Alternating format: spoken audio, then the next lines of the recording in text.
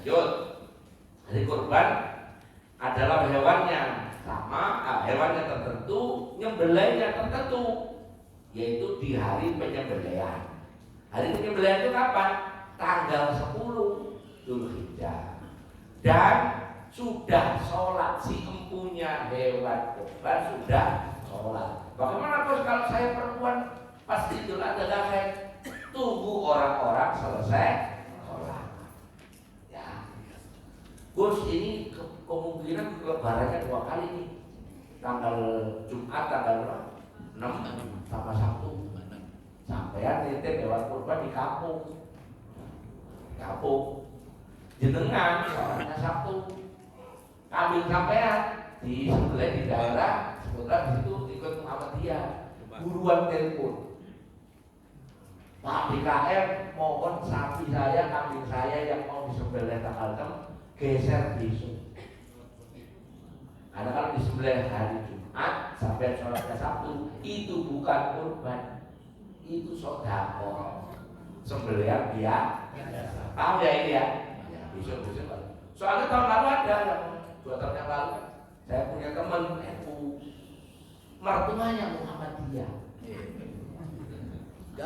Apa? Gus, aku udah kirim sapi ya. Terus, lah mertuaku 16 hari, kamu telepon, jangan disebut.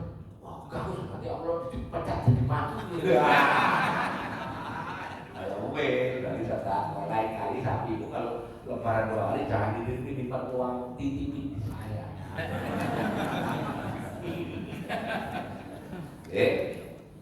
Nah, berikutnya hukum melaksanakan dan istitoah terkait haji dan kurban. Jadi dua-duanya ada istitoah. Kalau haji walillahi 'alan nasi hajjul bait man istata'a ilaihi sabila. Wa man kafara fa innallaha ghaniyyun 'anil 'alamin. Surat Ali Imran 97. Di kurban mana?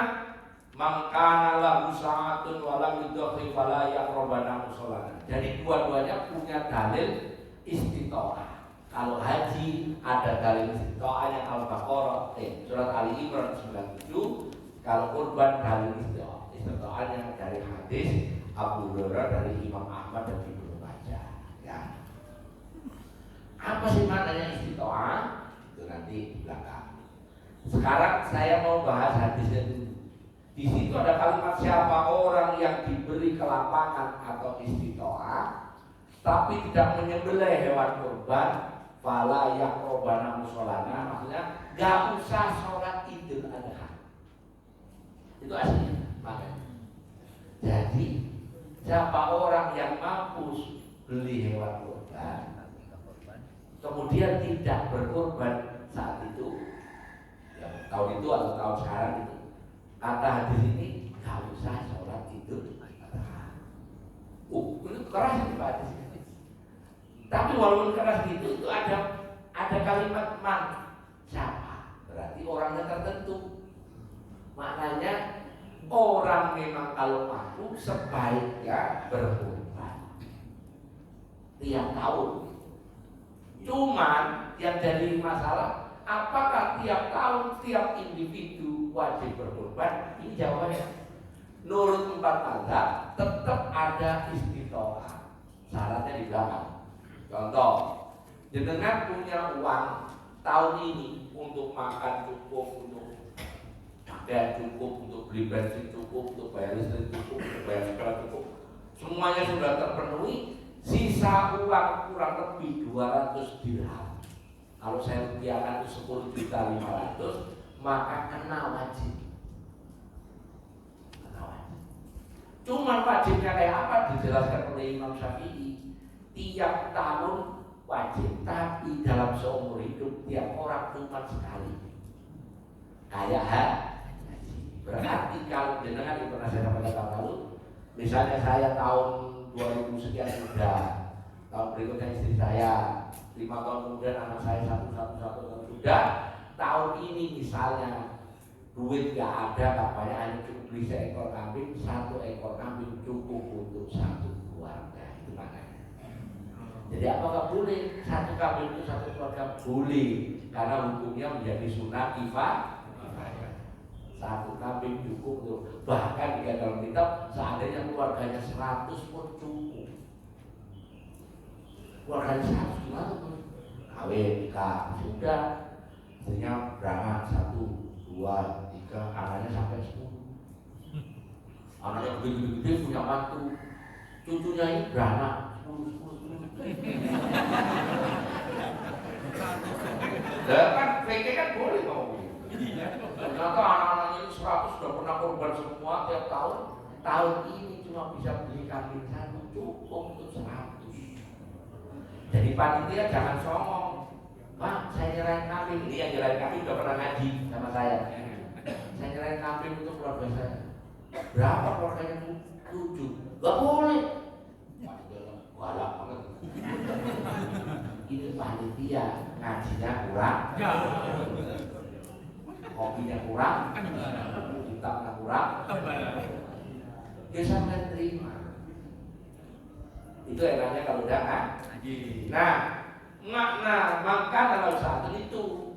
Jadi sampai kalau saya kecil itu saya nggak mampu, ya tetap sholat. Tetap sholat. Ya. Bahkan menurut saya sholat terbesar itu kalau Idul Adha. Idul Fitri itu masih dikit, karena banyak yang pulang. Lalu Idul Adha di lapangan di Geraha. Ya, ini kita lihat yang hukum yang berhaji dulu. Haji wajib seumur hidup. Ya. Umroh mufradah kalau menurut mazhab Hanafi Maliki hukumnya wajib seumur hidup. Di Syafi'i wajib seumur hidup. Sama. Umroh bersamaan haji wajib. Umroh karena nazar wajib. Umroh berkali-kali boleh. Hanya Hambali memakruhkan yang tadi. Jadi kalau ada orang mengharapkan, jelas tidak baca ini. Karena baca ini yang punya makalah ini cuma Masjid Al-Hidayah. Kamu cari, jelas kita nggak tahu kan? Hukum umrah sunnah setelah tamattu.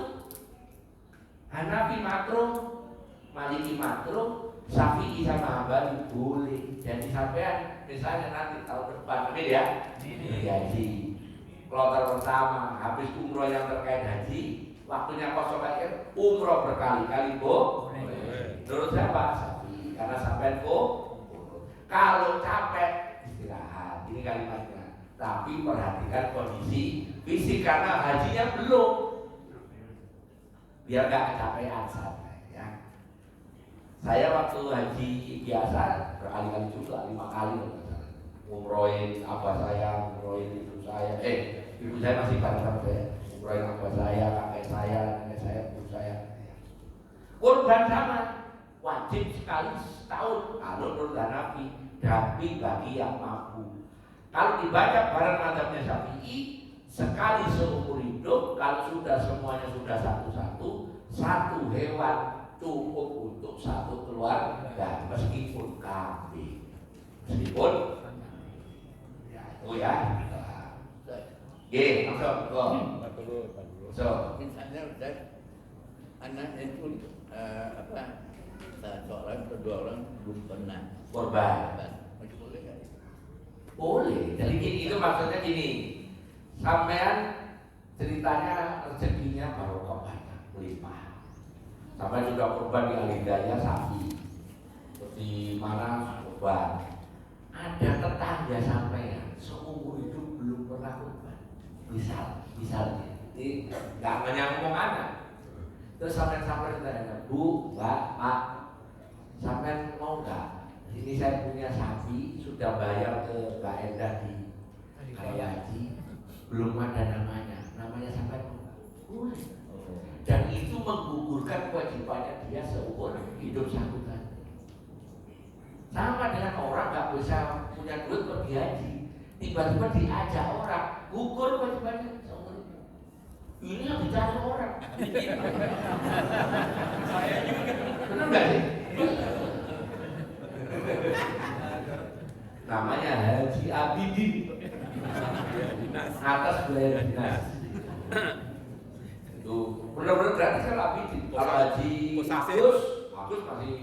Masih bayar anak gusuran Posase, Pak. atau mansur ya Pak? Posase. Posasi, ongkos dikasih. Itu ya. Itu berarti istitoah menurut umroh haji sama ini. Hanafi yang disebut ini haji ya. Kapan orang disebut istitoah? Kalau orang itu punya duit untuk bayar, untuk berangkat, untuk kendaraan, dan yang di rumahnya cukup untuk waktu dia ditinggal. Itu kalimatnya. Semua empat mazhab.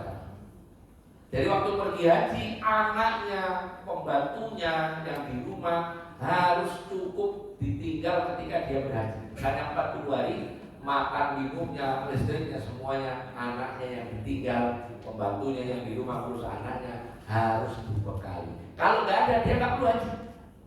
Nggak istitoah. Nah, haji di mazhab yang ini, yang nomor 1 ini, kalau orang dicekal KPK atau kejaksaan, nggak istitoah. Udah bayar, udah kalimat sabar, kapan hari? Langsung pakai kain ikhram kulit. Tapi beliaunya belum keluar sekarang. Mungkin bisa nebak, saya nggak perlu sebut nama, tapi kira-kira gubernur sampean Dewi masuk nggak tahu. Saya kali itu anak dimasukin cucu. Pokoknya ini nggak istitoah, nggak perlu berangkat haji. Dan di buku saya tambahin kalau sudah dapat visa. Jadi kalau orang sudah daftar visanya nggak keluar, nggak istitoah. Ya, ini teori haji ya Pak. Nah, tidak wajib bagi haji orang yang sakit, orang yang tua, orang yang tidak bisa berkendaraan jauh. Misalnya, ada orang kalau naik pesawat pingsan. Kalau naik pesawat pingsan. Sampai pernah nonton film zamannya TV hitam putih yang rambutnya blonde sini terus di sini ada. Tulisannya BA Barakus. Di edit. Itu walaupun badannya gede, yang O berarti tua. Ya. Hannibal bosnya. Bosnya Hannibal. Tapi itu BA Barakus. Itu kalau mau naik pesawat ditonjok dulu biar bisa baru, karena dia nggak mau naik pesawat. Kalau seandainya ada orang yang trauma naik pesawat, ketakutan, maka seumur itu nggak ada haji. Kapal laut kan bisa. Ada yang bisa berangkat pakai kapal laut kalau bisa silakan. Tapi untuk naik pesawat kalau alternatifnya ke Mekah sekarang hanya naik pesawat nggak bisa. Ada nggak travel yang naik kapal laut sekarang?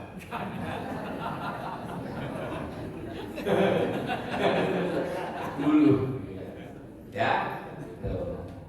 Nah, orang tua yang lumpuh, orang maaf ya stroke, nggak bisa kemana-mana, sebenarnya nggak wajib haji. Bagaimana Gus? Dibadalin boleh.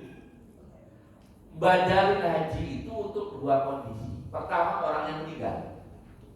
Yang kedua orang yang masih hidup tapi nggak mampu naik pesawat tadi atau nggak mampu jalan, tidur di pembaringan tertentu, boleh dibadalin.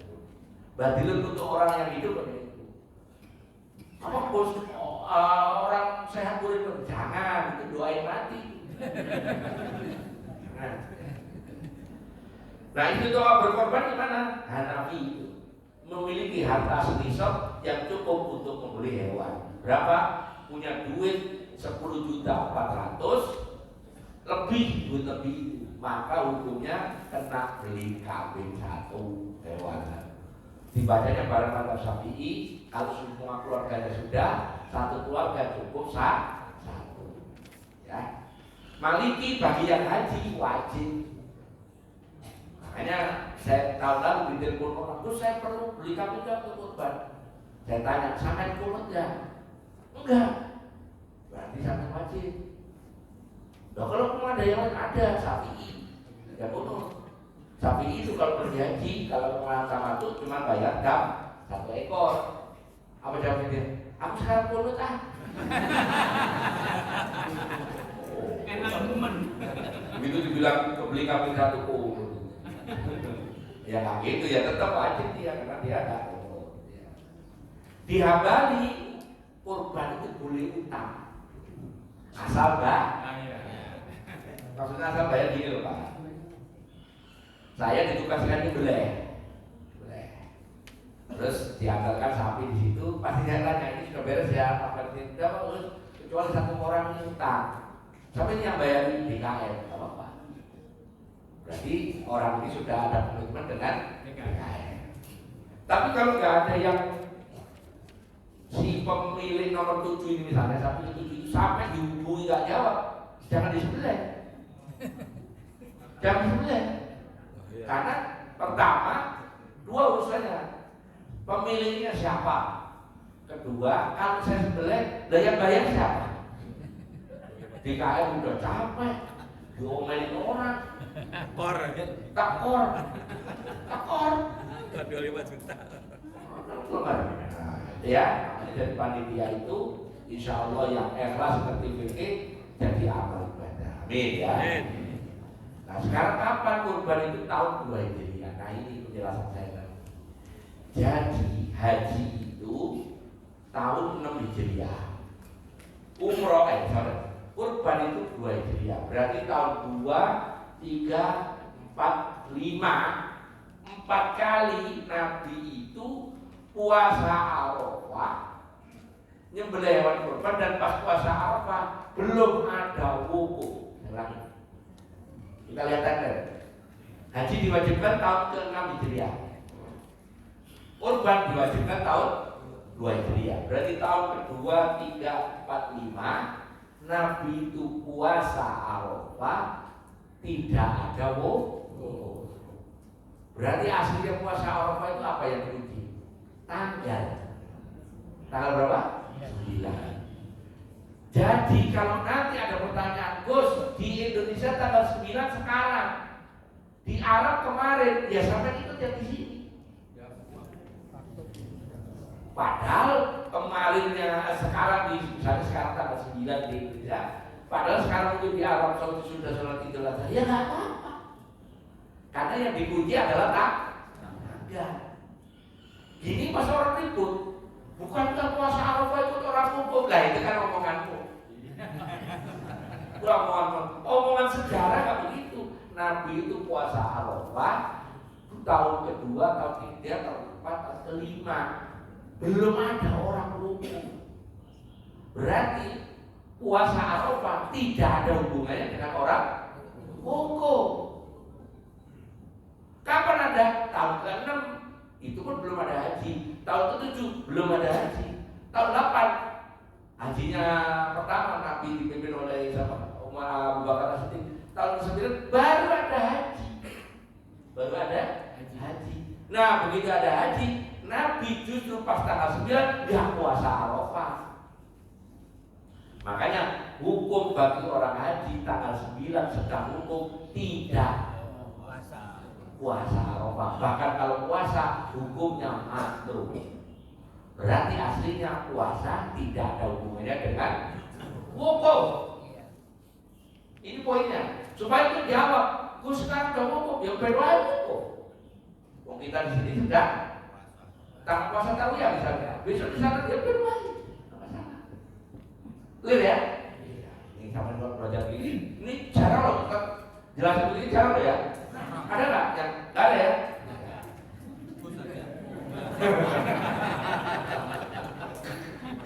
Saya bukan ini, cuma saya kan nambahin aja ya. Nah sekarang puasa Arafah bro, ya itu wukuf tadi. Sekarang saya mau tunjukkan definisinya. Itu halaman 9. Sampai supaya tahu ilmunya hari. Tanggal 8 itu namanya Yaumut Tarwiyah. Ibadahnya namanya puasa tarwiyah. Orang hajinya ngapain? Tanggal 8 ambil sunahnya tarwiyah. Apa sunah tarwiyah? Kalau besok-besok ibu ikut travel, diajak tarwiyah sama travelnya. Pastikan pertanyaannya satu, ke travel itu sampai berangkatnya kapan? Dan berangkatnya ke Arafahnya kapan? Karena kalau mau tarwiyah ikut Nabi itu masuk ke Mina tanggal berapa itu subuh. Keluar lagi nanti tanggal 9 subuh besok. Kalau ada travel yang menyelenggarakan tarwiyah seperti ini, jempol 24 kalau perlu. Rata-rata tarwiyahnya orang termasuk travel-travel yang terkenal itu, ada ustaz terkenal itu dari mana itu, dari Bandung, saya nggak tahu namanya.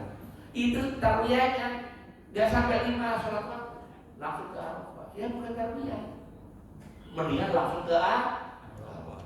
Ya itu kan namanya yaumul tarwiyah. Maknanya tarwiyah kalau dalam konteks haji berbekal, ngumpulin air, Nabi itu ngisi air dan macam-macam. Di madzhab Ja'fari di hari tarwiyah ngumpulin kerikil. Jadi kalau nanti ada video di WA, di YouTube, di TikTok, orang-orang Syiah nyari kerikil tanggal 8, memang begitu. Madzhab apa? Syiah atau Ja'fari. Gak usah dibilang sesat, gak usah. Yang penting sampai tahu. Kapan kalau orang yang madzhab Syafi'i, Maliki, Hanafi nyari kerikil? Nanti di Musdalifah tanggal 10 setelah wukuf dari Arafah. Tanggal 9 disebut yaumul Arafah. Apa pekerjaannya? Puasa Arafah bagi orang yang enggak haji, wukuf bagi orang yang itu, makanya atau tanggal 10 sholat id bagi yang enggak haji, nyembelih kurban bagi orang yang sholat id baik haji maupun tidak haji. Yang haji bagi yang madzhab Maliki nyembelih kurban. Terus bagi yang haji tanggal 10 Rontal Jumroh Aqobah. Ya, namanya Yaumun Nahar, hari nyembelih. Besoknya tanggal 11 orang-orang sudah di Mina, tinggal di Mina. Tinggal itu namanya koror. Makanya hari mulai tinggal Yaumul Qor. Pekerjaannya nyembelih hewan kurban sisanya kemarin atau pelontar jumroh ula wusta Aqobah 3. Terus besoknya lempar lagi ula wusta Aqobah, pulang, namanya nafar al-awwal. Makanya hari ini disebut Yaumun Nafar al-awwal. Jadi nafar awal itu nama hari. Sampai malam kakinya belum bergeser dari Mina, maka harus lanjut nafar lagi. Karena tanggal 13 semua orang haji pergi pulang ke Mekah semua, Mina kosong. Makanya disebut Yaumul Khola, hari Mina kosong. Khola itu kosong. Ini diambil orang Jawa. Perutnya kosong dari air, bilangnya ngelak. Bener gak? Ya. Ada yang bilang arah sini bilang ngelak ya? Ngelak ya? Nah, dia ambil dari sini. Ini karangan saya ya. Kalau lihat di kitab nggak ada. Dari saya kira kalangan saya, iya, ngelak itu kolak. Nah sekarang mari kita cek kurbannya Nabi. Dari tanggal tahun 2, 3, 4, 5, 6, 7, 8, 9, semuanya Nabi nyembelih 2, pernah sekali 1 ekor. 1 untuk dirinya, 1 untuk keluarganya dan umatnya. Makanya beliau waktu nyembelih yang Nabi kedua ini, Bismillahirrahmanirrahim, Allahumma hadza minka wa ilaika, Allahumma taqabbal minni wa ummati. Nabi nyembelih untuk kita. Nabi itu mau jagain biar seandainya hukumnya kurban wajib dan orang seumur hidup miskin gak punya uang, sudah pernah disembelih oleh Nabi. Itulah Nabi sudah mikirin kita sejak dulu. Ya, makanya kalau ada orang pelit-pelit sholawat itu dianggap orang paling pelit. Karena Nabi sudah mikirin kita. Terakhir beliau nyembelih apa?